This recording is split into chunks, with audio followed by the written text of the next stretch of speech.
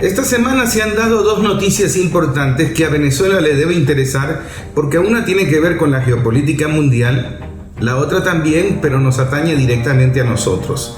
La que nos atañe directamente a nosotros es la decisión de Estados Unidos de reconocer a Edmundo González como el presidente de Venezuela.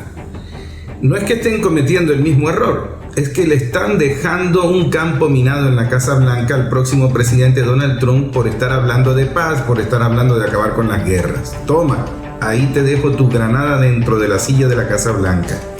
En cierto sentido, la cosa está empeorando por el permiso o la autorización, no sé para qué autorizar si ya lo estaban haciendo, el permitirle a Ucrania usar armas de largo alcance contra el territorio ruso, lo cual es una declaración de guerra oficial de Estados Unidos contra Rusia, no solo de Estados Unidos, también de Francia y del Reino Unido.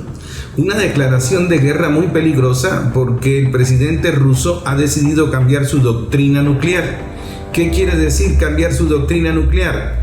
Que si me van a atacar con armas de largo alcance, yo también voy a atacar con armas de largo alcance, no solo al que la disparó, sino al que lo ayudó a dispararla, al que le vendió el arma y al que lo asesoró en cómo disparar el arma. Y guerra nuclear a estas alturas es muy peligroso porque estamos hablando que podemos dejar de existir como especie humana en menos de 72 horas. Porque no es solo sobrevivir a un arma nuclear. ¿Qué vas a sembrar en ese territorio? ¿Qué agua vas a tomar? ¿Qué aire vas a respirar? No estamos hablando de triquitraquis. Y en el caso de Venezuela, la cosa empeoró porque hay un proyecto de ley en Estados Unidos que busca intensificar las sanciones. Intensificar las sanciones y reconocer a Edmundo como presidente. Es una manera de dejarle una agenda a Donald Trump de la cual va a ser difícil de echar para atrás. Ahora, esta agenda que están dejando en la Casa Blanca, una agenda de guerra, no es una locura, no es voy a dejar la casa desordenada para el que venga las encuentre peor. No, tiene algunos objetivos estratégicos. Y presten mucha atención, hay muchos análisis a la orden del día sobre estos temas.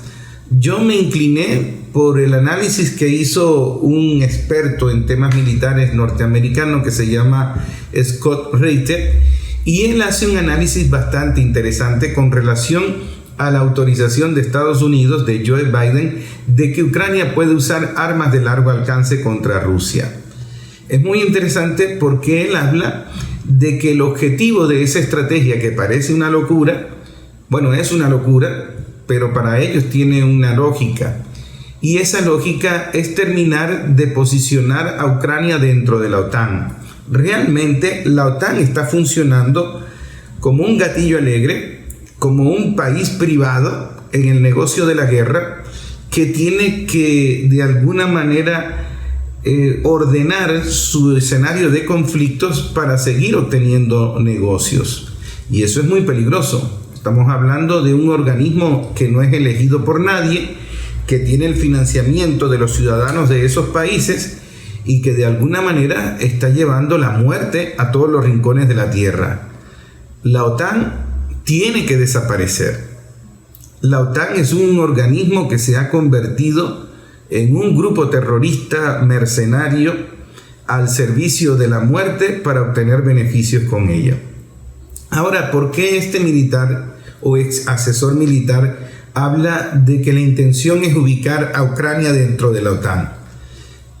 Él plantea, es el análisis que me parece más coherente, que en Estados Unidos la provocación contra Rusia, el arrinconar a Rusia, va a obligar a intensificar el conflicto y no les va a quedar de otra que ingresar a Ucrania en la OTAN y darle más armas de largo alcance y seguir lanzando armas de largo alcance. Y Donald Trump, con su promesa de paz, que tampoco es que se le crea mucho, ¿no? Pero fue el único que por lo menos ofreció acabar con esa guerra, la va a tener muy difícil si Rusia responde. Y según el analista, a Rusia no le va a quedar otra que responder. ¿Por qué no considera otra acción para el presidente Putin que no sea la de responder a ese ataque de largo alcance? por la sencilla razón de que si lanzaron esas armas de largo alcance, van a lanzar más, van a ubicar más mercenarios en territorio ruso, en la incorporación en el territorio ruso, y eso va a hacer escalar el conflicto. El conflicto sigue escalando incluso en el Medio Oriente, porque las sanciones contra Irán también se intensifican y también están previendo seguir los ataques en esas regiones.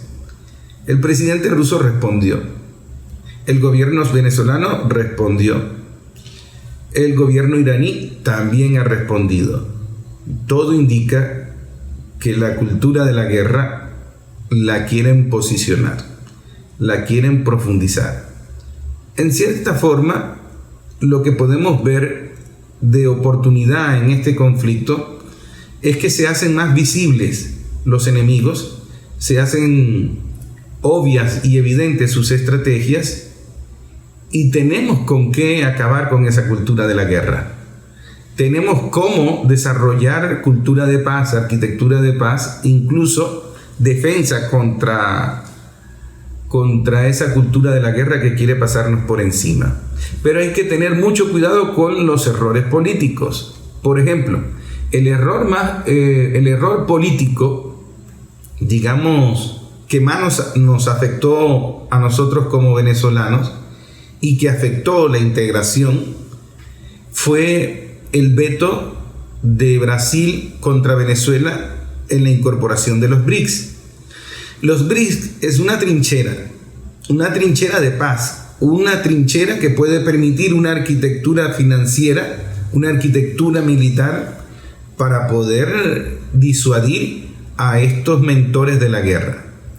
Pero cuando Brasil veta a Venezuela, le quita la mayor reserva de petróleo a los BRICS, de alguna manera le da carne a los medios de comunicación para seguir dividiendo a la izquierda latinoamericana, y el error se corrigió tarde, porque el presidente de Brasil, Lula, ofrece declaraciones donde dice que va a reconocer al Poder Judicial venezolano, que él no debe inmiscuirse en los temas de Venezuela, porque él también quiere que respeten las decisiones de su Tribunal Federal. Claro, a su Tribunal Federal le pusieron una bomba, un carro bomba, y en estos momentos en Brasil han detenido a unos militares que pretendían asesinar al presidente Lula, un plan para matar a Lula. Y ese plan para matar a Lula pasa también por las decisiones del Tribunal Federal, que ustedes saben suspendió la cuenta X de Elon Musk y entró en unas exigencias a Elon Musk. Pero volvamos al punto en el que dijimos que es una oportunidad porque ahora son visibles los enemigos que antes no lo eran, o por lo menos algunos.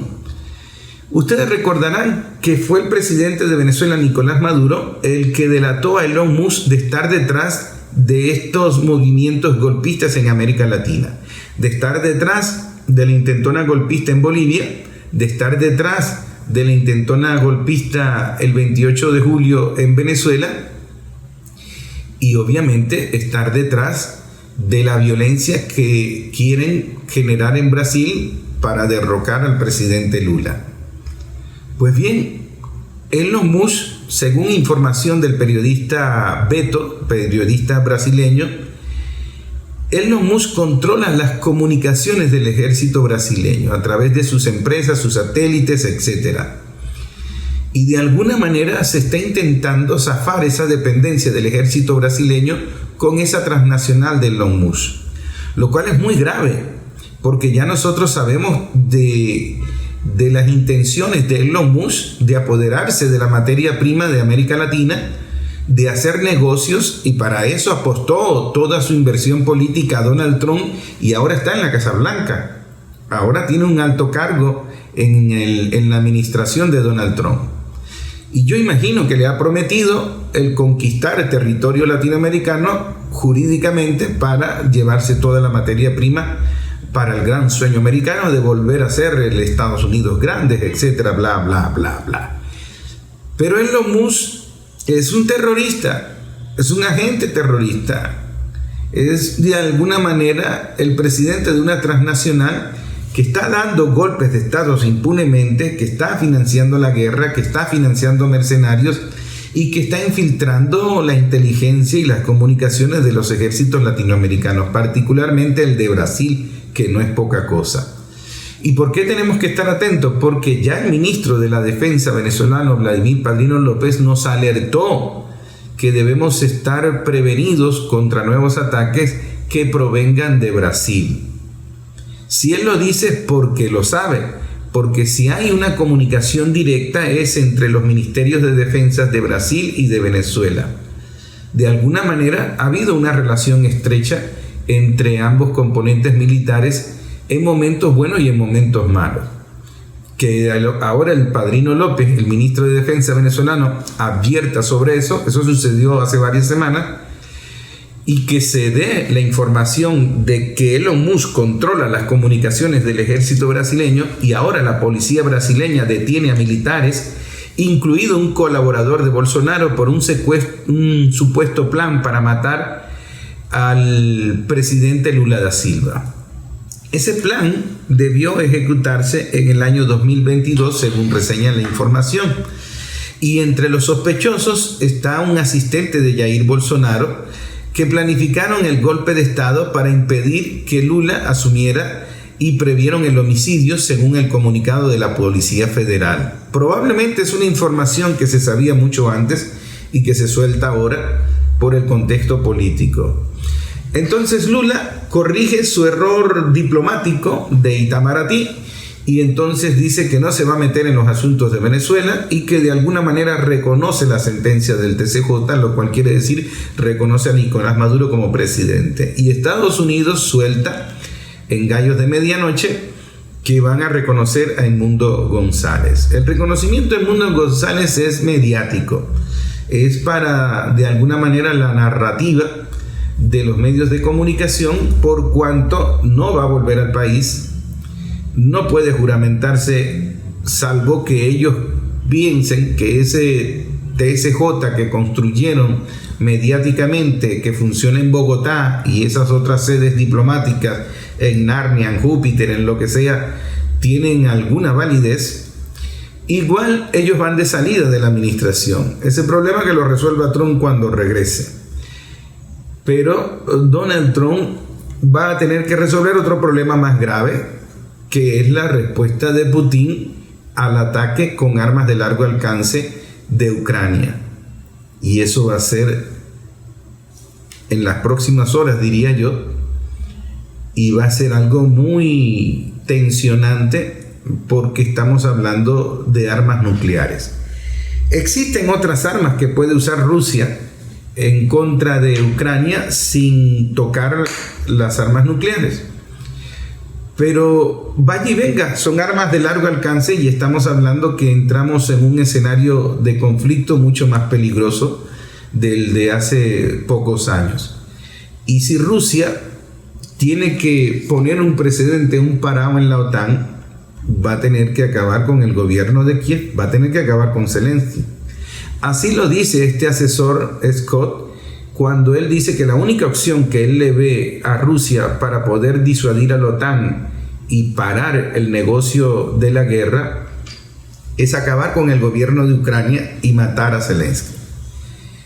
Ahora, los países europeos están en una onda muy peligrosa que también es un negocio y que también afecta a Venezuela. Por una razón muy sencilla.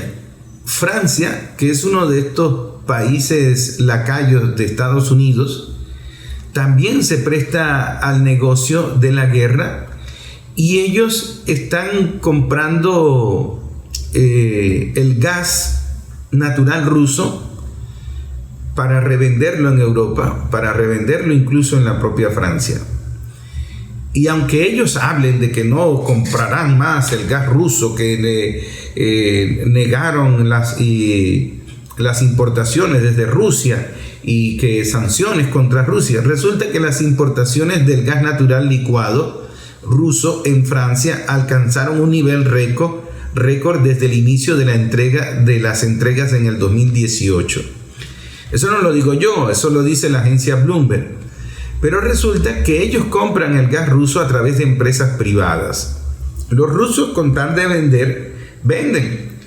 Pero las empresas privadas en Francia que están comprando el gas ruso y después le incrementan el precio, están haciendo un negoción. Están comprando gas barato para venderlo mucho más caro. ¿Y cuánto dinero pueden estar ganando con ese escenario de guerra?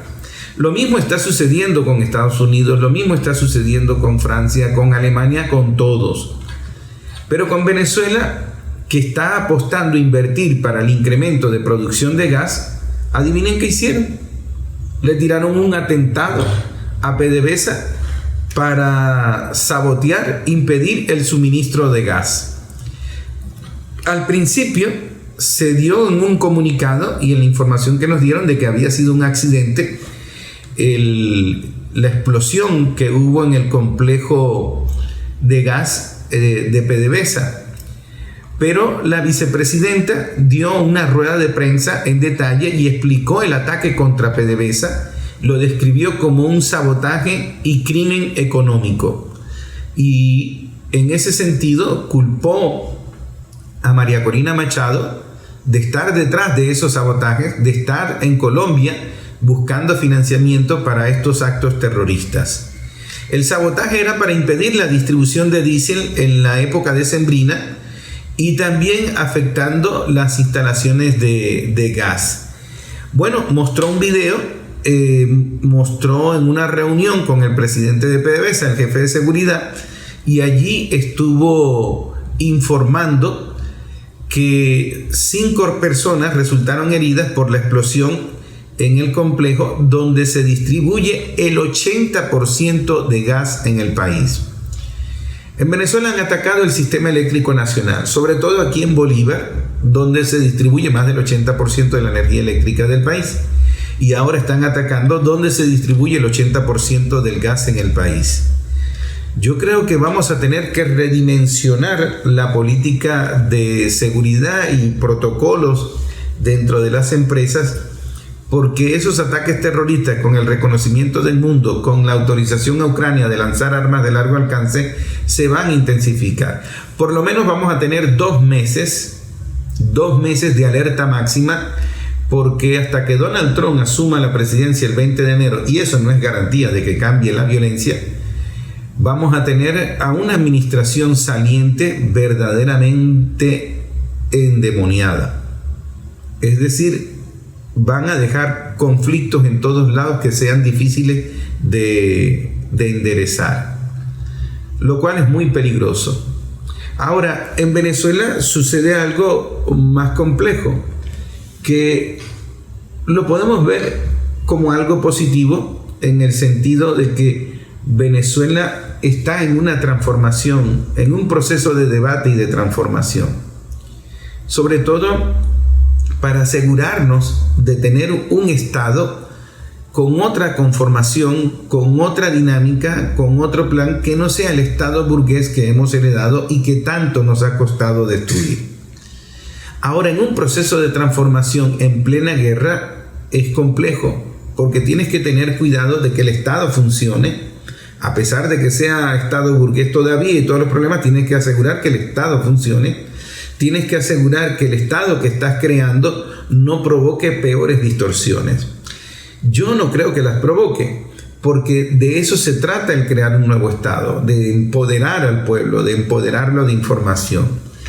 Lo que sucede es que bajo ataque, sanciones, nos hemos visto obligados a estar aprobando leyes de emergencia, a estar cometiendo el riesgo de estar saltando protocolos de Contraloría, y eso ha facilitado la corrupción, ha facilitado el soborno, y algún soborno, alguna corrupción que estalle en un escándalo, pues va minando la moral del pueblo venezolano. De allí lo complejo.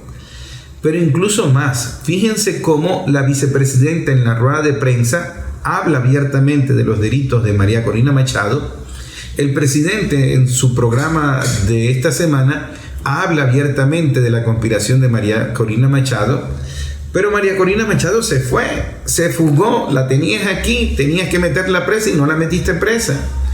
Le dimos un salvoconducto a Edmundo González y Estados Unidos lo está reconociendo. Y él se comprometió a no hacer activismo político, pero si lo acaban de reconocer como presidente de Venezuela, obviamente va a ser activismo político. Entonces, ¿qué debemos nosotros aprender? Que la impunidad en Venezuela tiene sus consecuencias y daños colaterales. Hay que comenzar a calcular esos daños colaterales, porque no es posible que nosotros sigamos permitiendo que estos personajes hagan actos terroristas, hagan saboteo, mueran personas y sigan impunemente actuando desde el extranjero. María Corina Machado debió estar presa y que salgan las pataletas de los que están esquizofrénicos con esa alternativa política de psicópatas, pero tenía que estar presa. Edmundo González no tenía que haberse ido del país con un salvoconducto, debía estar preso. Ponle casa por cárcel, que pase el resto de su vida con las guacamayas en ese balcón, pero tenías que de alguna manera detener la impunidad, porque esto ahora se agrava. Sin embargo, el proceso de transformación que está librando el país ahora entra en un proceso delicado, porque no puedes defraudar al pueblo en las transformaciones de la 7T. Las propuestas que se hicieron tienen que llegar, tienen que ejecutarse, y vas a tener que de alguna manera demostrar que ese debate está transformando. Porque si el pueblo percibe que le jugaste kikiriwiki, que tal transformación es un acto mediático y el pueblo se da cuenta, allí sí vamos a entrar en problemas graves, porque vas a perder el apoyo moral del pueblo, se te va a ir otro lote grande de votos y entramos en un escenario electoral, porque en Venezuela siempre hay un escenario electoral, precisamente por esto de la democracia, y entramos el próximo año en un escenario electoral en el cual los venezolanos no van a sentir tanto riesgo, porque no es una elección presidencial. Y como no es una elección presidencial, no puedes desmoralizar, defraudar a ese pueblo con el debate de la 7T, porque allí sí te van a castigar contra un alcalde, contra un gobernador, contra diputados. Eso ya pasó en el 2015, cuando la oposición ganó la mayoría de la Asamblea Nacional. Y en este momento no nos podemos dar el lujo de repetir un 2015.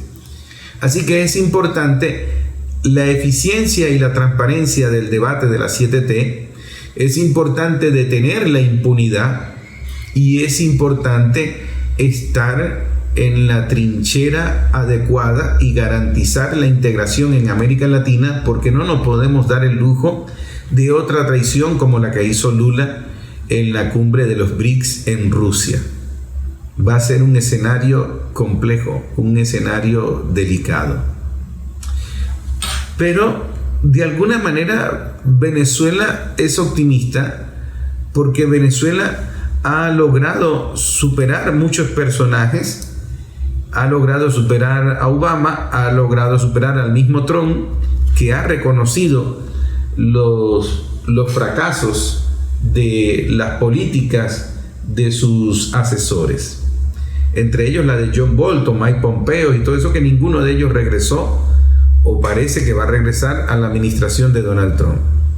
Uno de esos personajes que se retira fracasado contra Venezuela es el canciller del cuerpo europeo, el canciller que de alguna manera desde la Unión Europea estuvo 5 años atacando a Venezuela, y por eso el canciller venezolano Iván Gil le dedicó unas declaraciones. Se va Borrell de la Unión Europea después de 5 años tratando de mentir y hacer daño a Venezuela, inspirado en su vetusto pensamiento colonialista. Así dijo Iván Gil tras conocerse que Borrell abandona la Cancillería de la Unión Europea. Borrell ha pasado su mandato amenazando una vez más al pueblo venezolano de aplicar sanciones y desconociendo nuestra democracia que bastantes lecciones le da a la vetusta Europa. Europa se convierte ahora en el factor más peligroso, porque de alguna manera es quien está aplaudiendo las locuras que se cometen desde Estados Unidos y de alguna manera está agravando el conflicto, incluso en detrimento de su propia población. ¿Y qué podemos hacer con Europa, que no se cansa de vivir en guerra? Las 2 guerras mundiales las provocaron ellos. Se han matado durante todos estos siglos y lo único que ellos saben es matar. Ir a los pueblos, colonizar, hacer genocidios, financiar genocidios. Europa está destinado al fracaso. No le veo una salida política, no se ve una izquierda pacífica en Europa. Habrá que esperar si ese pueblo reacciona y pone fin a esa secta satánica que ha estado en Europa durante tantos siglos, con esa maldición de la colonización y de la muerte. Estados Unidos es un aborto de esa cultura, es un feto del Reino Unido y han heredado toda esa maldad. Y Estados Unidos va por el mismo camino.